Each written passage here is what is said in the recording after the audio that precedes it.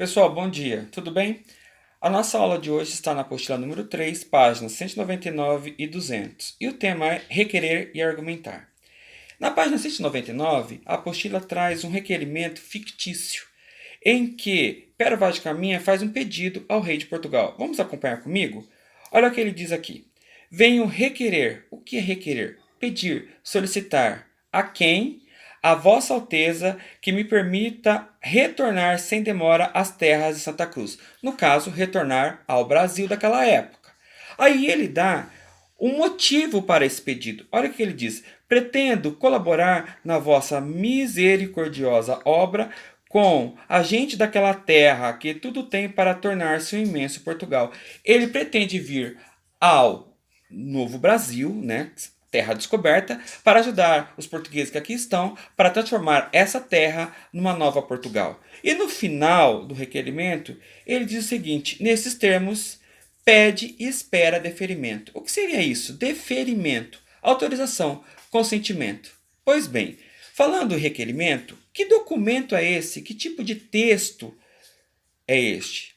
Requerimento é um documento formal, geralmente produzido para se provocar uma autoridade pública.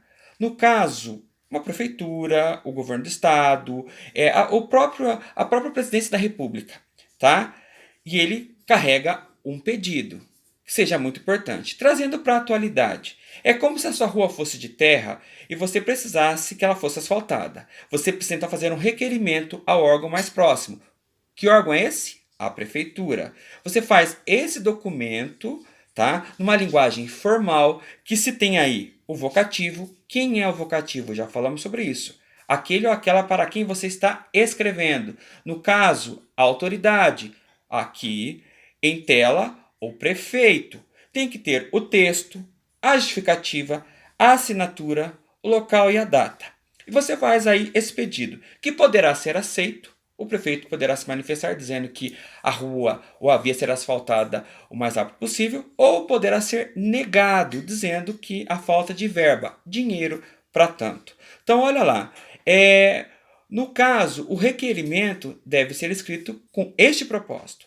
É muito diferente da carta argumentativa que a gente vai ver aqui agora. A carta argumentativa, o próprio nome já diz, argumento, conhecimento, ideia, aquilo que você possa reunir para convencer alguém de alguma coisa. No caso, a carta argumentativa também tem a sua própria estrutura. Vamos ver aqui.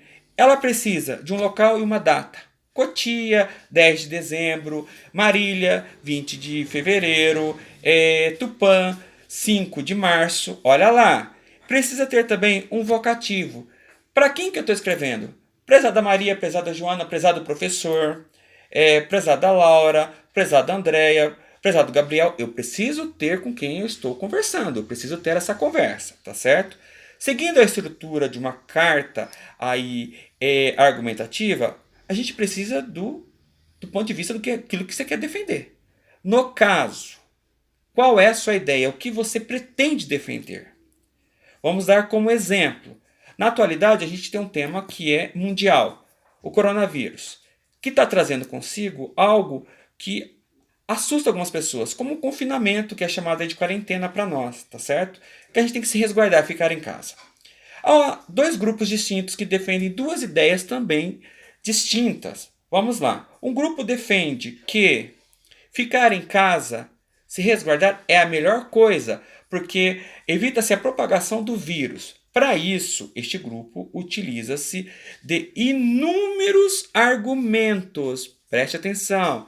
Várias ideias, vários apontamentos científicos para defender essa ideia, que tem como base o que diz a OMS, a Organização Mundial da Saúde. Então vamos lá. Em cima de pareceres médicos, científicos, em cima de pesquisas, de todo um apanhado de ideias, esse grupo defende que o melhor é ficar dentro de casa, evitar o contato social.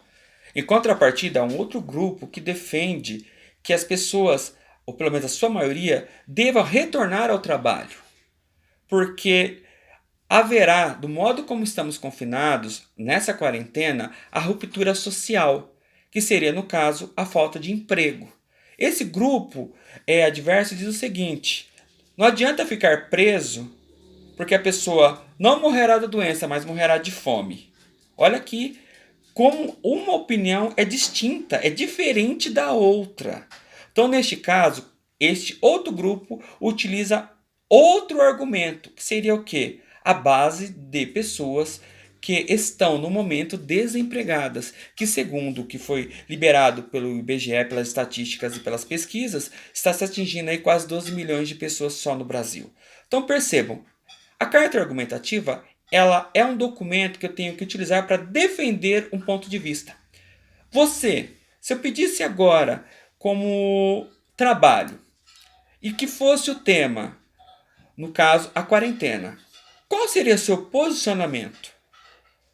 Perceba uma coisa, num documento como esse não cabe achismo. Você não pode achar, tá? Se basear no que o senso comum diz. O que é o que o senso comum diz? O senso comum é uma maioria pega uma opinião sem qualquer embasamento e a propala. É a mesma coisa que eu dissesse o seguinte: vamos sair porque senão vai todo mundo morrer de fome. Não é isso que está acontecendo.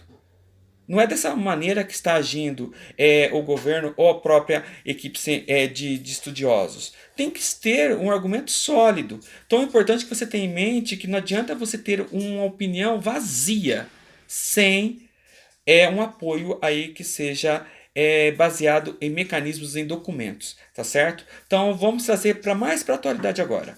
Eu vou pedir para vocês, já até fiz lá a solicitação, que vocês me façam uma carta argumentativa. Só que o tema não será quarentena, será o Dia da Língua Portuguesa. Vocês vão defender o porquê de existir essa data.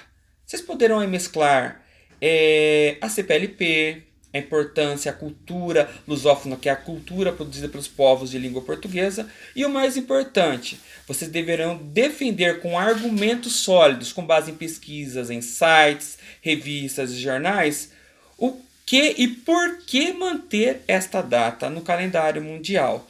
Lembrando que os 9 países comemoram dia 5 de maio próximo, o dia da nossa língua, que é falada por 300 milhões de pessoas ao redor do planeta.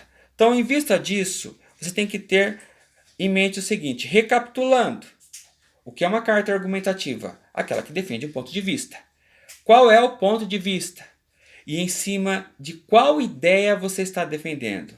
Lembrando que achismos não me convencem. Eu preciso de algo que esteja comprovado. Se você citar algo que esteja em uma revista, em um jornal, aponte que revista é essa, que site é esse, para que eu possa fazer uma leitura e concordar ou discordar da sua opinião. É um trabalho difícil, mas que no final será muito prazeroso.